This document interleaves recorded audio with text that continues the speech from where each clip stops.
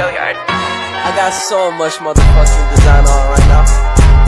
Break it down, bring it back, make it clap. I got 3 old thoughts, new block, wear that thing. Bitches on my line, and you know. Assalamualaikum warahmatullahi wabarakatuh.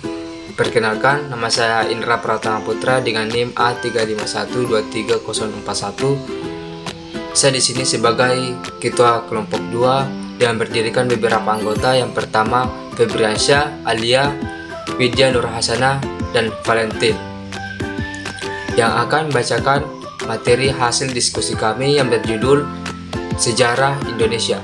Nah, materi pertama yang akan dibacakan oleh saya sendiri. Yang pertama, bahasa Melayu sebagai cikal bakal bahasa Indonesia. Bahasa Indonesia ditetapkan sebagai bahasa nasional, yang mana cikal bakalnya bakal berasal dari bahasa Melayu. Alasan bahasa Melayu dijadikan bahasa dasar bahasa nasional adalah karena sistemnya yang sederhana. Bahasa Melayu mudah dipahami karena bahasa Melayu tidak memiliki tingkat bahasa. Oke, sekian dan terima kasih, dan akan dilanjutkan dengan teman saya. Nah, sejarah Indonesia pada masa penjajahan Jepang. Jepang menggunakan bahasa Indonesia sebagai bahasa pengantar. Akhirnya lahir di tengah kehidupan bermasyarakat saat itu.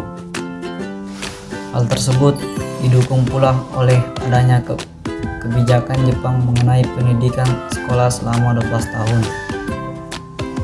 Dalam sistem itu, pelajaran bahasa Indonesia sebagai bahasa pengantar mulai diterapkan di sekolah-sekolah.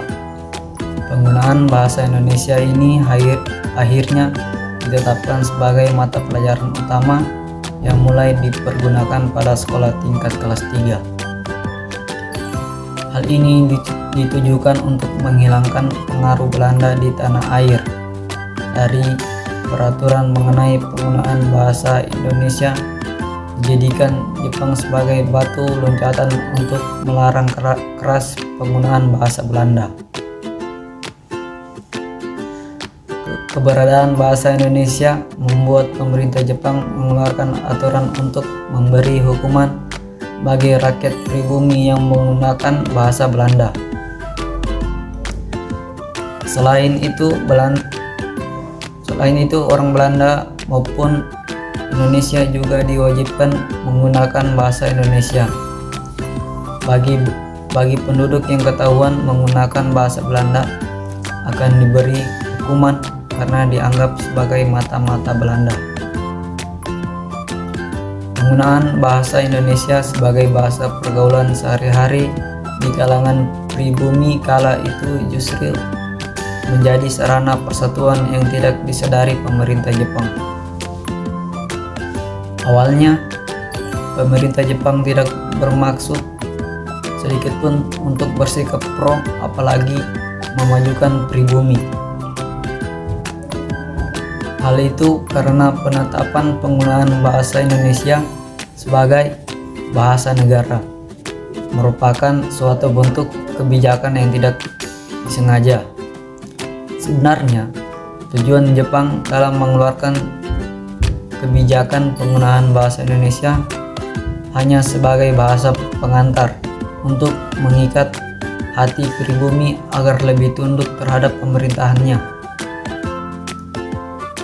Upaya ini dilakukan Jepang karena tidak ingin mendapatkan perlawanan yang frontal dari pribumi.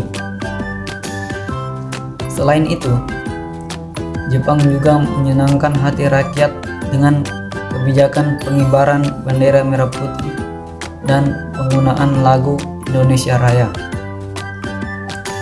Oleh sebab itu, penggunaan bahasa Indonesia yang diperkenankan pemerintah Jepang berhasil memikat hati rakyat Indonesia. Taktik Jepang telah berhasil menyita perhatian seluruh rakyat Indonesia.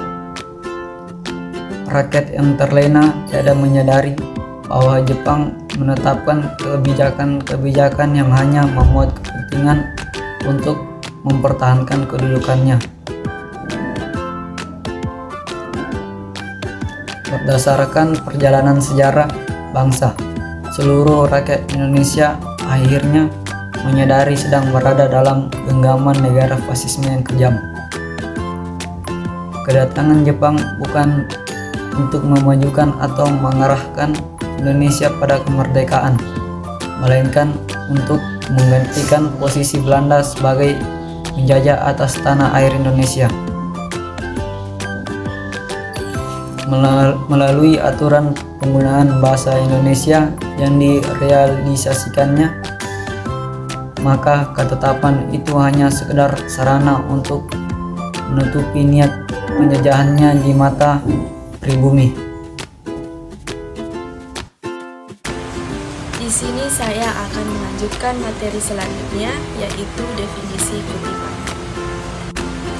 Definisi kutipan adalah hasil-hasil penelitian atau pendapat seseorang yang diambil alihkan satu atau lebih dari karya tulisan lain untuk tujuan ilustrasi atau memperkuat argumen dalam tulisan itu sendiri. Dalam mengutip, kita diharuskan menyertakan sumbernya dengan maksud bahwa kita telah meminjam bukan menjiplak pendapat oleh sesuatu atau seseorang yang dikutip, serta sebagai pembuktian maupun pembenaran kutipan tersebut. Jenis-jenis kutipan.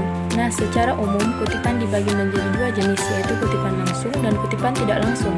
Yang pertama ada kutipan langsung. Kutipan langsung merupakan suatu penggunaan kutipan yang dilakukan oleh penulis dengan cara menulis kembali pendapat, pikiran, ide, atau gagasan orang lain yang sama persis dengan aslinya. Bisa juga dikatakan bahwa penulis menggunakan teknik salin tempel atau copy-paste tanpa mengubah kalimat asli. Kutipan langsung tidak disebut plagiasi karena ditulis lengkap dengan sumbernya. Ada beberapa jenis kutipan langsung, yaitu kutipan langsung panjang dan kutipan langsung pendek. Kutipan langsung panjang memiliki syarat penulisannya harus sesuai dengan APA style atau American Psychology Association, yaitu panjang kalimat yang dikutip lebih dari 40 kata. Kutipan langsung pendek. Kutipan langsung pendek biasanya panjangnya kurang dari 4 baris dan teks yang dikutip dimasukkan ke dalam bagian penulisannya sebagai kelanjutan tubuh tulisan dengan menggunakan tanda kutip pada awal dan akhir kutipan untuk memisahkan kalimat kutipan dengan kalimat penulis. Dan yang terakhir ada kutipan tidak langsung. Kutipan tidak langsung merupakan penggunaan kutipan yang dilakukan oleh penulis dengan cara mengambil pendapat, ide, atau gagasan orang lain dan kemudian disampaikan dalam sebuah karya tulis dengan kalimat penulis itu sendiri. Artinya, penulis tidak menulis persis dengan tulisan yang ia kutip, tetapi hanya merangkum dan merangkai kalimat berdasarkan referensi yang digunakan.